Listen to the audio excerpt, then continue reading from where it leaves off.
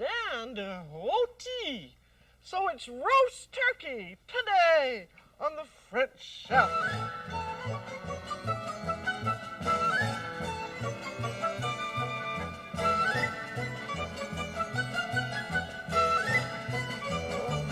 The French Chef is made possible by a grant from the Polaroid Corporation.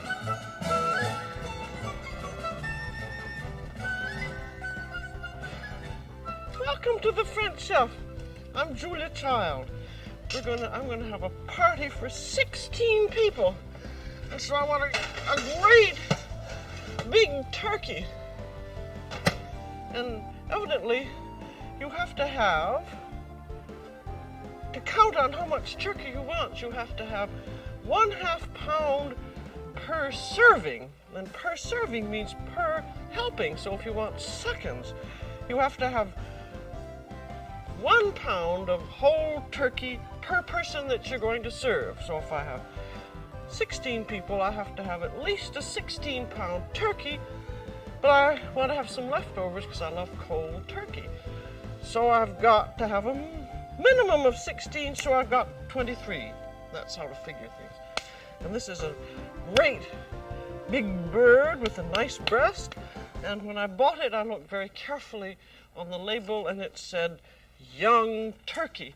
Turkeys, of course, have gone through quite an evolution since the time of whenever it was. I guess the Jesuits and the Spanish who found them in America. And now that they're got to be this size, this is 23 pounds in quite a short time. And 90% of all the turkeys that are bought in the USA are frozen. And if you get a frozen turkey, the slowest way of defrosting it is the best. If you have time, 3 to 4 days in the refrigerator. If you don't have time or space, leave it overnight in a sink full of water.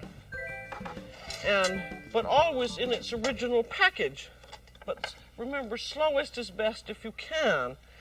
And then on the label here of this turkey, it said that there were giblets in the cavity and also in the neck. Let's see if I can shake anything out of the cavity here.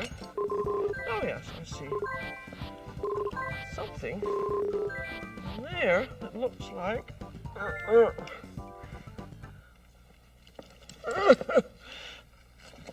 the neck, along with a piece of ice. I would have thought that the whole thing was defrosted. Evidently not. It's so big.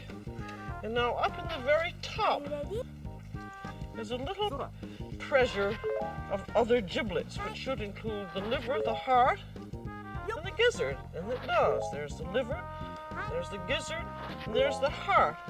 And all of these are very valuable to help you make your little brown gravy. Save the liver for the stuffing. Put it away. Take the heart, the neck, and just whack it up. Oh, that's it. I guess the bigger they are, the tougher the neck. Because this is all going to be cooked. And the neck is so big that it's much better to cut it up. The heart can stay as it is. And the giblets have all been peeled nicely. And then I want an onion and a carrot, roughly chopped.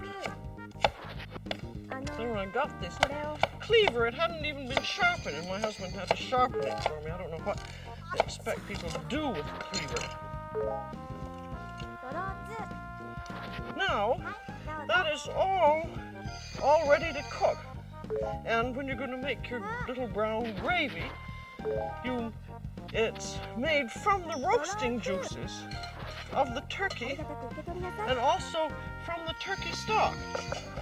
And you want to brown these giblets. And I'm going to brown them in a little bit of oil. I always use cooking oil. And then let it get hot, and then everything goes in.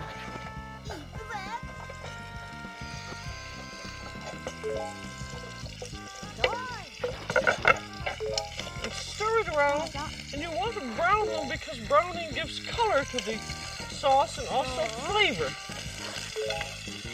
And I'm not going to take the time for the 4 or 5 minutes it takes, but keep stirring them around for 4 or 5 minutes till it's nicely brown. And then in go the liquids. A little bit of white wine is never amiss, about a cup or so, or a little bit of vermouth. And I usually add a little bit of chicken stock, and I'm just using some from the can just to give a little more flavor, because the more flavor you get, the better. Then we need a little bit of salt, and we want a bay leaf. Be sure that you use imported bay leaf, because the domestic is a little bit too oily. And here is some sage, about half a teaspoon of sage, and about half a teaspoon of thyme. And then enough water to cover that big fat neck by about half an inch or so. And then you want to let it simmer, partially covered, for about an hour. I mean about 2 hours or so, until you feel you've gotten all the best out of your giblets. And you only partially cover it, because if you cover it completely, it bubbles up and then all the fat gets cooked right down in your stock. So just partial cover like that. And then when you have it all done, strain and degrease it. And there you are, strained and degreased delicious turkey stock. And here is how to get ahead of the game by making a sauce base, so that when you come to making your gravy, you've got the thickening all done. We're going to have 3 cups of gravy, or sauce as the French call it. And so I have 3 tablespoons of cornstarch and a little port wine. And stir that around, and then in goes your sauce. And then, that was the stock, I mean. And then just bring that up to the simmer, and when it's done, it looks just like that. It's just slightly thickened. That's cooled off a little bit. But you want it fairly thick, because the turkey roasting juices are going into that. And this is a very good idea to get that all done, so that when you're ready to make your gravy, there you are, ready to go. Now we still haven't finished with the turkey, because there are still 1 or 2 little things that must be done to it. You never know, sometimes there's a big piece of skin that holds the legs together. This time it's a wire which just is stuck in there like that. And other times there's a piece of skin that's been left on that the legs go through. But you really should take it all apart and then look at the turkey and pull out extra fat if there is some. And then you have knobs on the wings. I'm going to get this off that board. See those knobs there? And those you whack off. They always whack them off in France anyway, just because they're not very pretty and they're tough and they just don't serve any useful purpose. Then if you want to, you can always take out the wishbone. The wishbone is, of course, up here in the neck end. It means you can feel it up in there. And with a big turkey, it's rather hard to get at, but you feel the wishbone and cut all around and take that off. This is particularly useful to do if you have a smaller turkey, because it just makes the breast meat easier to carve. In a very large turkey like this, where there's so much breast, the wishbone's way down there, so it's not going to get into your way when you carve. Now that turkey is ready, and that should all peek inside to see how everything is. And they usually have been perfectly clean, and you don't have to take out, thank heaven, anymore. You don't have to take out any pin feathers. Now we have neck skin. Some people like to put stuffing inside the neck and the breast, and whether you stuff it or not, you should skewer the skin so it's not going to flap around. And there's a skewer there, and I'm just sticking that in, just to hold it in place. Then This is going to be rather undignified, but there. This is the easiest way to stuff it if you're by yourself, is to put it in a great big bowl and then salt the cavity. I'm using some coarse salt, about a good teaspoon and a half of salt in there. And then you can either stuff it or not. And the chic way to do a turkey nowadays is not to stuff it, just put a flavoring in it and cook the stuffing separately. Because you do want to flavor the cavity because it flavors the meat. And so here's a collection of about a cup each of roughly chopped carrots and celery and onions, all cooked with some sage and thyme and bay leaf. And just put that in, and that's going to flavor the turkey as it cooks. And the reason you cook the vegetables is so that they will give out their flavor. If you put them in raw, their essential flavors are not going to come out and flavor the turkey. So that makes a very simple stuffing. But if you want a stuffing, and most people do, you can cook it separately. That's just a bowl, and then wrap it up in a napkin for serving.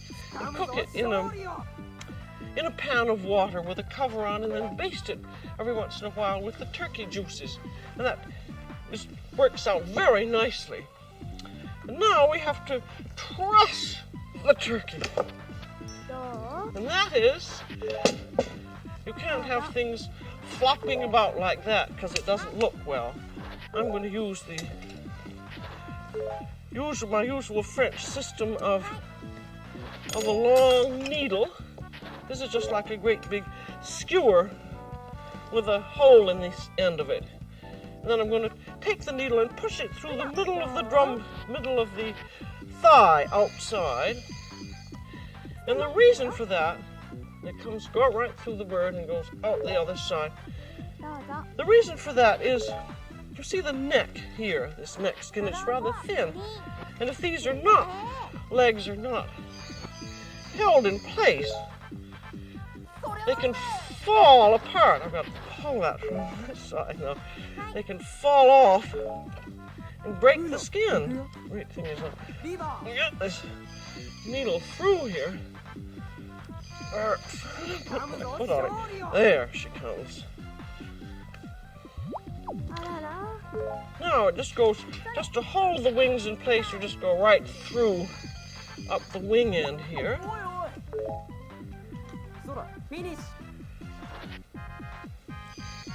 This will be cooked in a pan, and the pan sides hold the wings up. But what we're really trying to do is to get these knees held together. Now, you can see how this looks. I came in one side and came out, and I'm coming back, tying it up the same side I went in originally. But as you can see now, as I pull this up, that's holding them knees in place.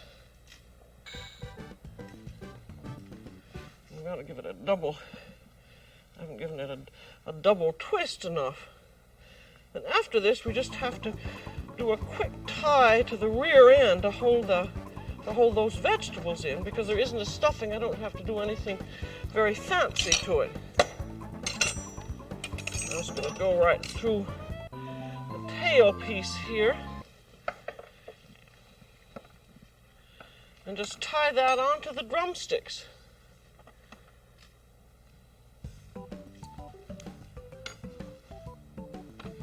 See, if we had a stuffing, we'd have to lace everything closed and so on and so forth. But as this is, see, it holds the turkey very nicely. So it will fit into its pan. And here we have a pan and a little rack and what's called a turkey sling, so that when you put the turkey in, you want to get it out again, you can lift it up, which works out quite nicely. And the turkey should have a butter massage. Just because when it's roasting, this gives the beginning of the baste. You can use oil or rendered pork fat. You could even use imitation butter, if you like that kind of thing. This pan, I'm using I'm using a low pan, just so that you could see how it looked, but you should really use one that's higher. But the great thing about having no stuffing is that you can get this all done ahead of time. If you have stuffing, you can't stuff it until before you roast it, because you run into the danger of food poisoning. But with just a flavoring, you can stuff it ahead and put it in the refrigerator. So now we have the problem of how long is it going to take to roast. This is 23 pounds, and on my turkey it has a little label saying just how long it takes to do. And between 20 and 24 pounds takes between 5.5 and 6.5 hours. So, I think when you're doing a turkey, you don't want to take any chances of not having it done. So I think you should take the longest estimate, say 6.5 hours, and put it in then, because you can't hurry it up, but you can slow it down, and you can take it out of the oven and you can keep it warm. That is about 6.5 hours for unstuffed, and if it's stuffed, you have to add 30 to 60 minutes more. And also a thermometer is a very good idea to tell when it's done. I think this little vest pocket thermometer is absolutely the best one to have.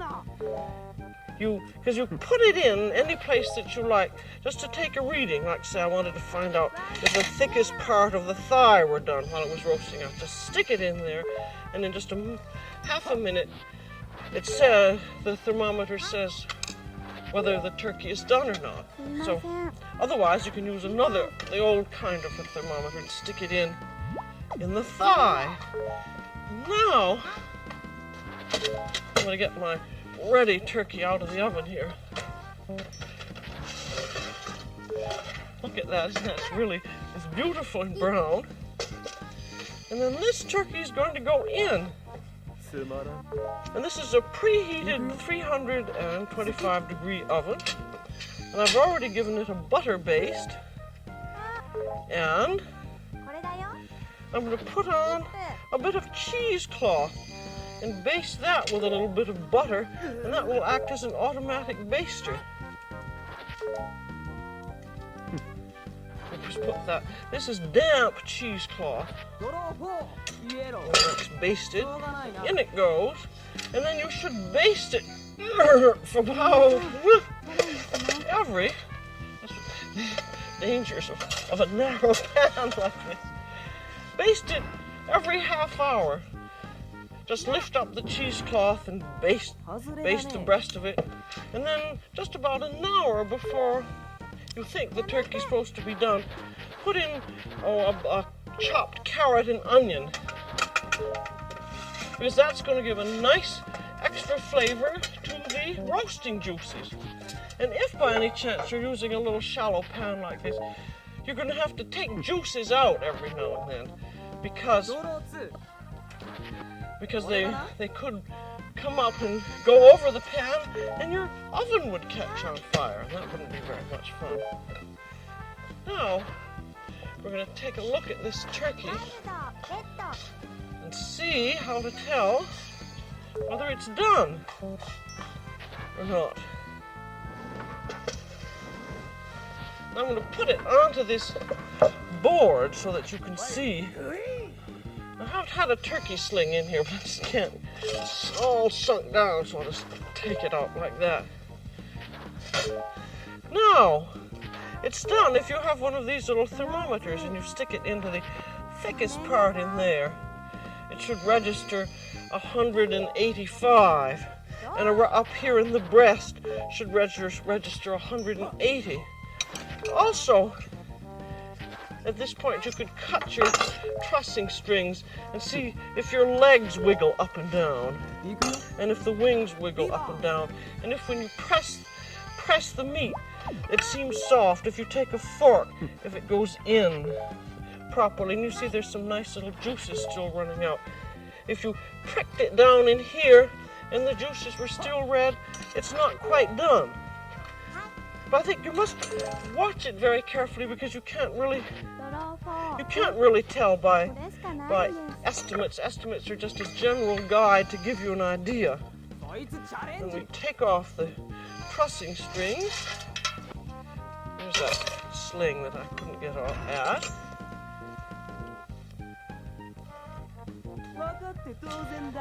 And then a turkey should rest at least half an hour after it's been roasted before you carve it to let the juices go back into the flesh. And during that half hour, you can finish off your little brown gravy. Look at those sauces there, all those juices there, and they're the vegetables.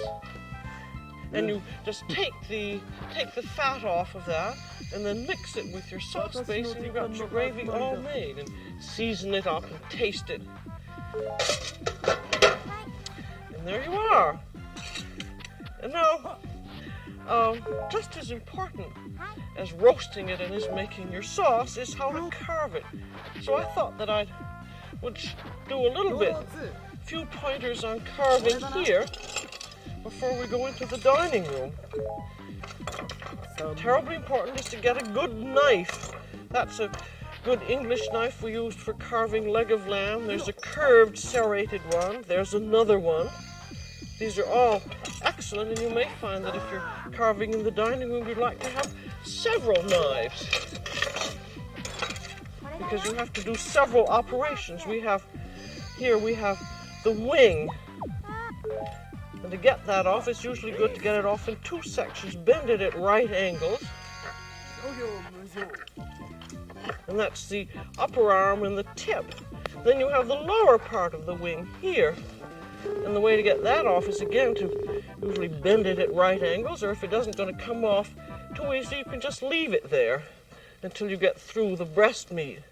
I think in this case it doesn't seem to want to come off with great ease, so maybe I'll just leave it on. But that isn't going to interfere with your getting at the breast meat, so just leave it until you come near to it. Then we have the leg off. All of this is in trying to free the breast so that you can carve it. And that again, you just bend at right angles.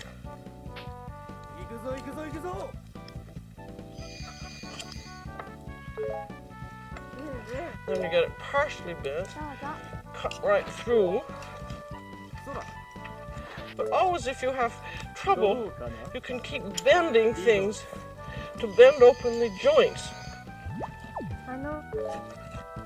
You see that? There's that ball joint in there. I'm going to get my fat little butcher knife, which I thought works out better. There we are. There's our leg off. And there's your second joint. Again, bending at right angles, you can get it off. This is nicely done. It's not overdone. The meat is still juicy, which is the way I like it. Now when you start doing the breast, you see there's the ridge of your bone right up there, and you want to start about a third of the way up. I'm going to turn this a little bit so you can see it a little better. And this is where you really have to have a very nicely slicing knife. And this is also, I think, very important where you don't overcook the turkey so that the breast doesn't crumble away into nothing, because I think that sometimes happens. But if you remember to start cutting sort of a third the way up, then you can keep on making your slices. So I'm going to turn this around and rearrange some meat back on the board. Cutting slices off the second joint and off the drumstick. Back she goes on. And then if we can arrange a little parsley around. particularly if you've done some carving in the kitchen to make things look a little better. Let's take off a bit of that drumstick. There's our wing back on again. Actually, if you're going to do a lot of, I think turkey carving is a matter of practice. So it's a good idea to have turkey more than just for Thanksgiving, so that you know how to do it.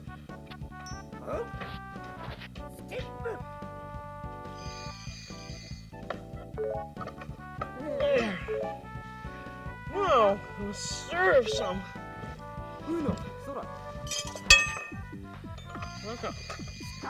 This is for my husband, who only likes dark meat. So he usually likes there's some stuffing. He really likes the second joint the best.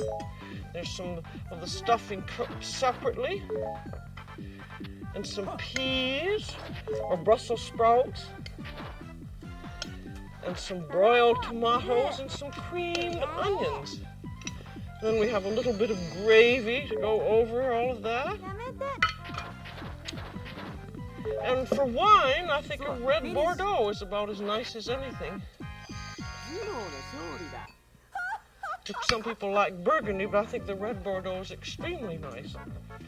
Now you may wonder why turkey has become a French classic. Well, it was brought to Europe in the 17th century by Spanish explorers who ate it in Mexico and thought it was so good they brought it to Europe. It was even well known to the great chef Carême. And Brillat Savarin, who wrote The Physiology of Goût, of Taste, had to flee from France during the Revolution, and he came to America. And he shot his own wild turkey near Hartford, Connecticut, and he cooked it himself for his hosts. So the French have taken over turkey too, and they even have a turkey tongue twister taken from the tale of Dido and Aeneas. To wit, Dido dined on the back of a fine French turkey. Dido, dinaditon, dun do dun do dun dun. So that's all for today on The French Chef. This is Julia Child. Bon appétit.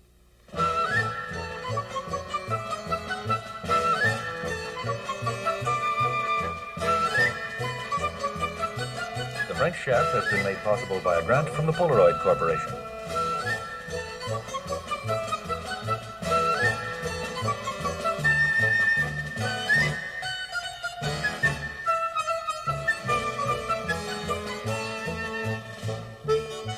Julia Child is co-author of Mastering the Art of French Cooking, Volumes 1 and 2.